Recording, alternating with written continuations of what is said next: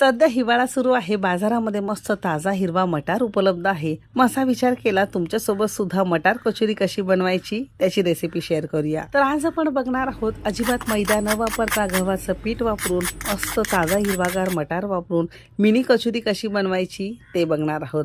तर रेसिपी नेहमीप्रमाणे भरपूर टिप्ससह तुमच्यासोबत मी शेअर केलेली आहे, म्हणून ती अगदी शेवटपर्यंत नक्की बघा. आणि जर रेसिपी आवडली तर एक लाईक नक्की करा.